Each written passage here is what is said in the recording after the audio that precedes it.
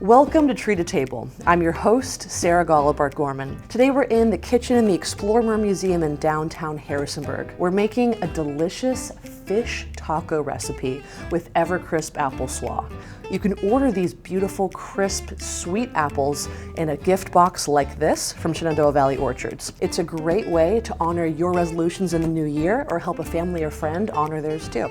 It's kind of like ordering groceries but from a family-run orchard. These apples are great for fresh eating, salads, or for a savory application like today's recipe, fish tacos with our EverCrisp Apple Slaw. So if you're looking for a nice, fresh, healthy recipe for the new year, you're in the right place. Let's get started.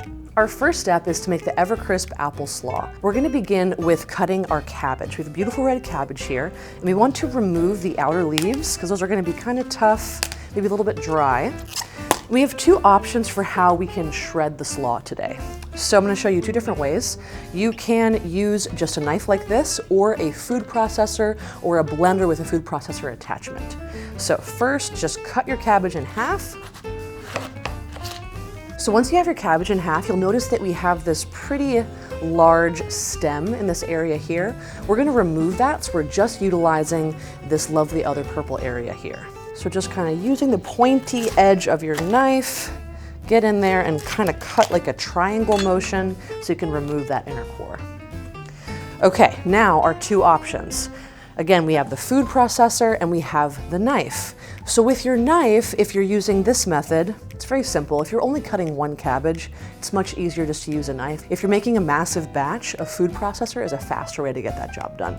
But knife first. So you're gonna just have your cabbage flat on your cutting board.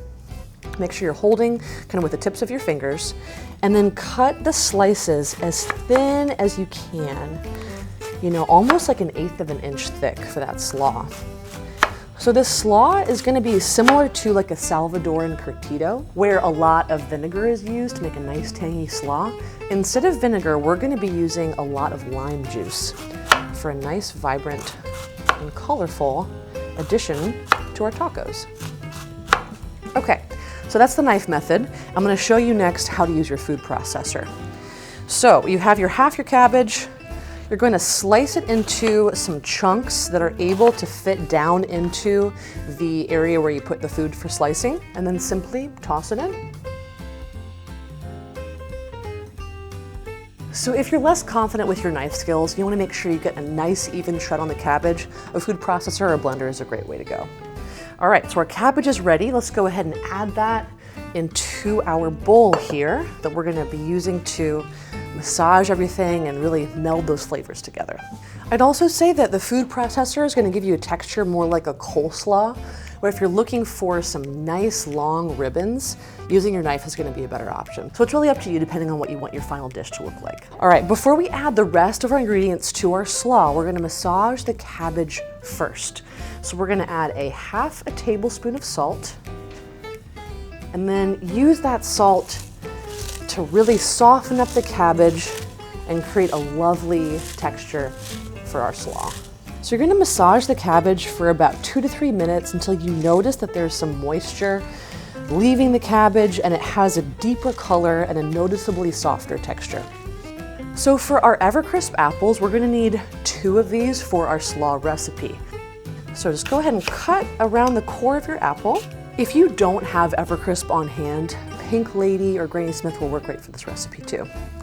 So we're matchsticking our apples. So I cut them into lovely slices about 1/4 of an inch thick.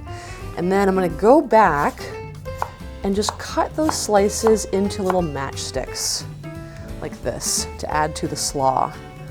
It's gonna add such a beautiful, bright flavor and color and some lovely crispy apple texture.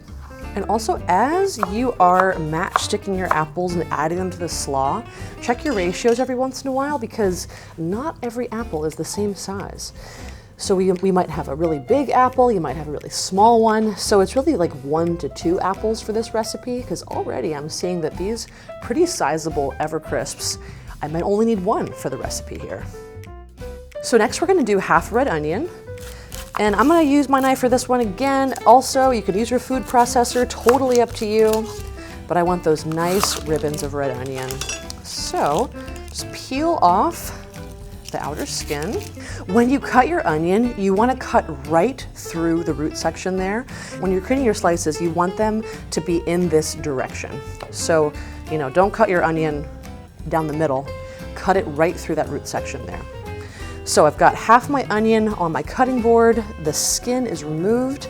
I'm gonna use the same technique I used for the cabbage. So I'm gonna go right up to the edge there and cut some really thin little slices here.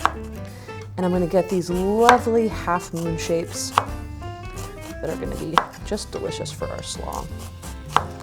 And if you're like me, you know, I don't want like a massive bite of onion, so you're almost kind of like shaving the onion. That is how small and thin your slices are. All right, so our onions are in and they're tossed up. We're gonna next add 1 jalapeno. So jalapenos kind of get a bad rap for being super duper spicy. The thing is if you remove the seeds in the center, they have much less of a kick. So if you want a really spicy slaw, add those seeds, add the whole thing. But if you want more of like just a mild spiciness, definitely remove those inner seeds. So my favorite way to cut any kind of pepper is to start up at the top by the stem and then cut downwards towards the bottom. That way you're kind of leaving all of the seeds kind of on that center pith area is what it's called. And then you can just toss this chunk right away in the compost or the trash. Our jalapeno pieces, we're gonna cut these very thin. We want them to almost kind of disappear into the slaw. So I'm gonna cut these into just really teeny tiny pieces. All right, our next step is to add our limes. These limes are kind of small, so I'm gonna use 1 to 2, but also don't be afraid to taste your slaw along the way. And if you want more lime juice, if you want more salt, add it in. I'm gonna use my grater here. If you have like one of those microplane guys, you can use those too. I'm just gonna get just the zest off of this lime. And I'm just doing a shallow zesting. I do not want any of that inner peel in this slaw because the inner peel tends to have a bitterness to it, while the exterior really contains a lot of those delicious lime oils that are gonna make our slaw really tasty. Right, so I have one of these handy dandy squeezers. So I'm gonna cut my lime in half. I'm gonna place it face down in this guy and just squeeze that lime juice right into the slaw.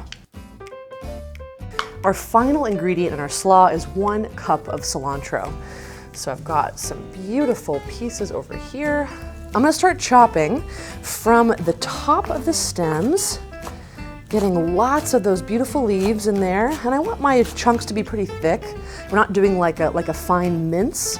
We want some nice big pieces of cilantro. And then as you get closer down, don't be afraid to include those stems. They have a lot of flavor too. And a slaw is a perfect place to use those pieces of your ingredients that might otherwise go in the trash or the compost. All right, that is about a cup there. All right, now stir to combine everything together. It's looking so vibrant. These colors are just bringing me so much joy in the midst of dreary winter weather. Let's add about a 1/4 teaspoon of cracked black pepper. This slaw is beautiful and tasty as it is nice and fresh, but if we put it in the refrigerator for about 30 minutes, all those flavors are gonna really meld together for an even more flavorful slaw. So if you want it right now, don't hold back. But if you wait a little bit in the fridge, the results will be worth it. Now that our slaw is marinating, it's time to bake our fish. For our fish seasoning, we're making our own blend of garlic powder, cumin, cayenne pepper, salt, and black pepper. So I'm going to add each of those items into a bowl here to blend. So that's 1 teaspoon of salt, a 1/2 teaspoon of cayenne, a 1/2 teaspoon of garlic powder, and a 1/2 teaspoon of cumin. And finally, a 1/4 teaspoon of cracked black pepper. We're just gonna eye this one here, adding that to our spice blend. Beautiful. You're gonna need 1.5 pounds of a firm white fish for this part of the recipe. You can use tilapia, cod, or halibut. Today we're using tilapia.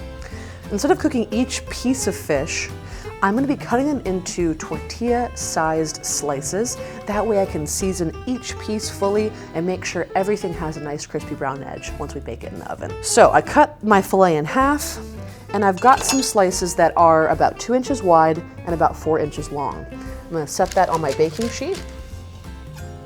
and then just continue to cut until I've filled everything up. So I love to bake fish because it's a great way to still get crisp and flaky results without having to stand over a sputtering hot pan doing batches of fish. So baking in the oven is a great solution. If you love to bread your fish and have like kind of a crispy, kind of almost like a fried experience, you can panko and crust this as well. We're not doing that today, but that's an option for you if that's something that you're into. Before we add our spice blend, we're going to evenly coat all of our fish slices with olive oil. So first just do a drizzle over everything, then coat each slice in that olive oil drizzle.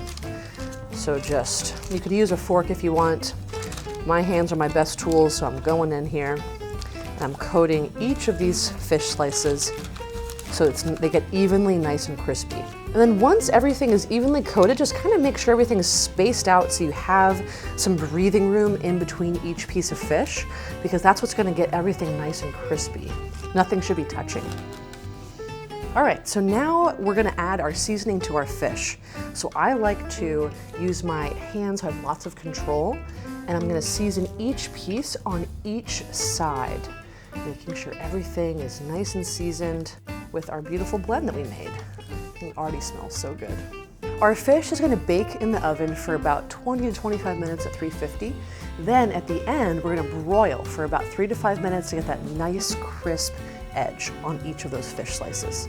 Let's go ahead and put it in the oven. While our fish is baking, we're going to make our chipotle aioli. So first thing you're going to need is a can of chipotles and adobo sauce. So go ahead and toss those into your blender or food processor, and we're going to make a puree.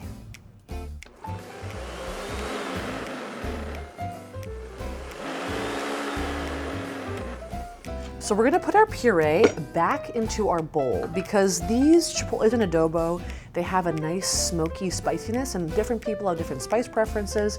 So I want you to be able to add as much spice as you want. So just go ahead and scrape that back into your bowl. If you end up having any leftover chipotles and adobo at the end of this recipe, you can freeze this and use it in other dishes. It's great in soups, enchiladas, be creative. Also, don't rinse out your blender. We're gonna use all this flavor in here for the beginning of our aioli. So we'll need a cup of mayonnaise, a clove of garlic, the juice of 2 limes. We're gonna finish this off with a 1/4 teaspoon of salt and a 1/4 teaspoon of cracked black pepper. Again, we're just kind of eyeing that as we're adding it to the blender. All right, let's blend this up, give it a taste, and see how much more chipotle smoky flavor we're looking for. All right, let's give it a try. Smoky and zesty with lime. I'm looking for some more spice, so I'm gonna add a big spoonful of those chipotles and adobo. You know what, I'm going for 2. And let's see how that tastes.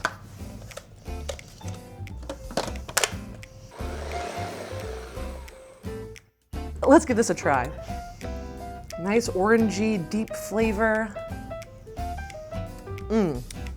Not too spicy, but definitely flavorful. It's perfect. We're gonna transfer the aioli to one of these squirt bottles for easy taco application. If you don't have one of these, no worries. You can use a bowl, a spoon, whatever you need, but this is what we're doing today. Before we assemble our tacos, we're going to heat up our tortillas in the oven that's still hot from baking the fish. So just put a couple tortillas on a baking sheet and toss those in to warm up. We grabbed our slaw out of the fridge, our tortillas are warm, our fish is crispy, we have all of our toppings ready to assemble our taco. So on your plate, grab your tortilla, grab a nice piece of fish, and then top with the slaw. Add a sprinkle of cheese, some more cilantro if you'd like. I'm just gonna grab a bunch, do a quick fresh chop. Sprinkle some of that. We definitely want a squeeze of fresh lime.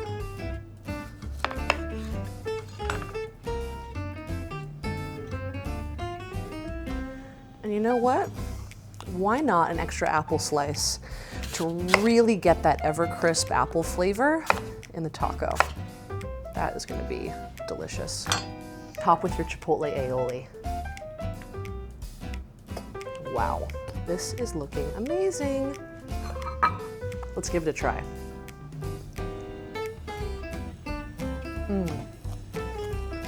Wow, this taco is delicious. The fish has a bit of a kick to it, but it's balanced by that bright, vibrant slaw and that creamy, smoky aioli. If the heat is too much for you, just simply sub your cayenne for paprika. We hope you enjoy this recipe. We can't wait to see you next time, so stay tuned for cooking up next with Shenandoah Valley Orchards.